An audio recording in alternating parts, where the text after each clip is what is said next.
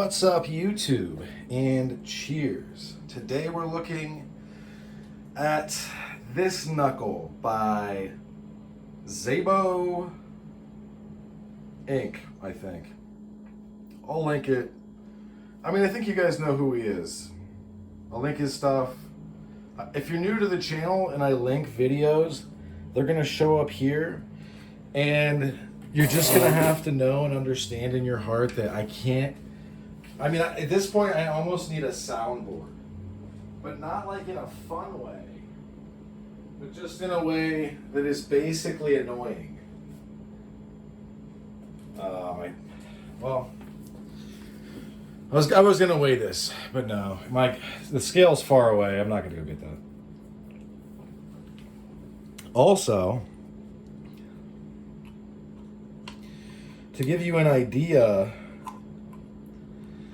I took these like this, just like this, and from about this high, so this, I was like, boom, real quick, after I'd opened it, because I didn't want it to spray everywhere.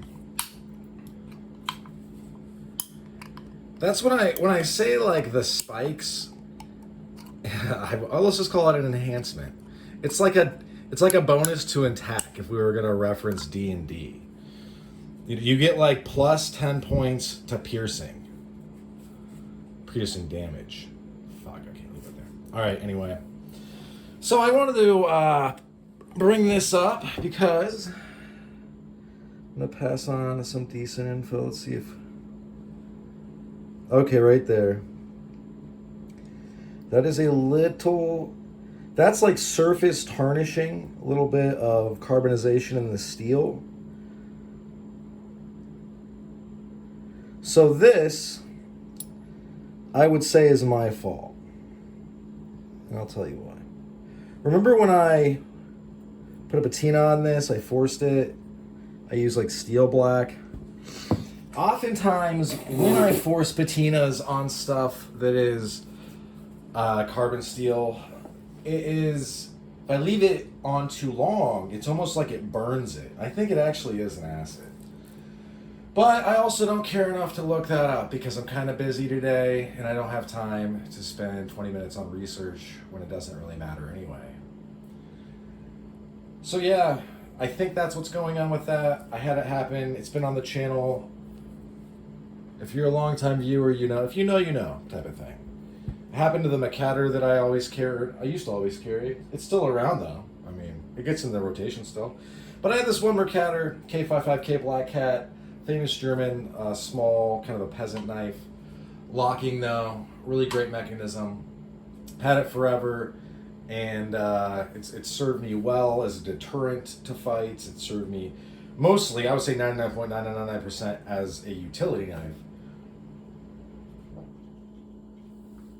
But it was severely burned because I didn't really understand that would happen. No one tells you that. You're hearing it from me first, folks. And so is this that big of a deal to me? No. I would say furthermore, if you're tripping about that, like, did you not see, and this doesn't matter, I don't think this matters at all, but do you see the machining marks? Some people really used to rip on, I think, cold steel for the machining marks, the striations. This is a great piece, and that's not going to stop me, obviously, from carrying it. It's also picking up a little bit of, with an edge so sharp, how could you not? These edges are like, you could strike ferro rods with them pretty easily. And that's just from banging around my pocket. Because I store these I'm not like literally everybody else. Well, okay. There's some very serious collectors. I don't know to smirch their names. But you do see a lot of people that just like throw all their stuff, all their knucks into some kind of thing. I don't do that. I'm real prissy with mine, little princess, and I keep them waxed up. So for even this to happen is kind of, it is what it is. I just really like these. And it's not because they're overly pretty, and it's not because they were inexpensive. They were $150. It's just simply because I think that these would put the hurting on somebody in a way that I've probably never seen. Yeah, I don't think I've seen, maybe I've seen a lot of bad stuff. So it's hard for me to like run through the catalog of traumatic experiences in my brain. But I'm going to say the devastation I would expect from this, because you've got, that's a point, that's a point, that's a point. You know what I mean? So you got 2, 4, 6, 8. And then you've also got real hard edges there.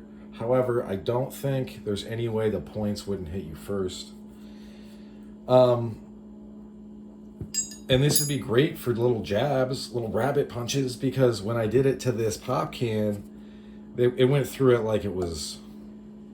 I mean, that was first try, just a quick boop. Yeah, I did hit it like on one of these, but... I mean, just imagine your head.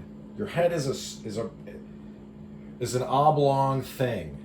Think of a balloon. I was looking around. I was going to grab something. I couldn't find it. So imagine this is your head. When this impacts, these things are going to dig in and just tear. After, like, there's going to be a lot of crushing, but there's going to be piercing as well. So that's the kind of force you're dealing with.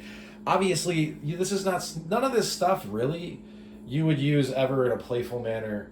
That's dumb, and you should only use them when you are in great fear for your safety. You think you might die. If there's a chance that you could die, even if it's like remote, even if it's somebody, I wouldn't necessarily use these, but like, say somebody is pretending they're going to push you off a loading dock and you're like, hey, stop, and they won't, and they're not, they're joking around, but they're not. I mean, at some point you're going to have to use force, unless you want to go off the dock. But in that case, what kind of force are we talking about? If it's on camera, this is where we get it. The whole channel is based around this. I don't necessarily want to wade into the whole philosophy of use and the larger sense of the EDC. But you do need to think about that, and you also need to think about legal repercussions. You need to think about what are you going to be able to handle as far as, like, if you've never hurt anybody before, it's gonna be like pretty weird. I'm not necessarily, this is going to sound real bad. I don't know if it will necessarily feel bad, but you are going to feel probably unlike you have before. And you're going to feel even weirder if that leads to a fatality. It's not something that is easily... Depending. I mean, if it's righteous, it'd probably be fine.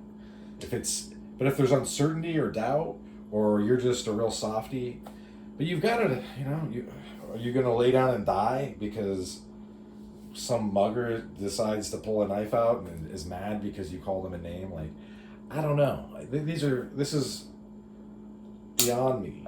This is between you and God, so to speak, and maybe the law after that. So,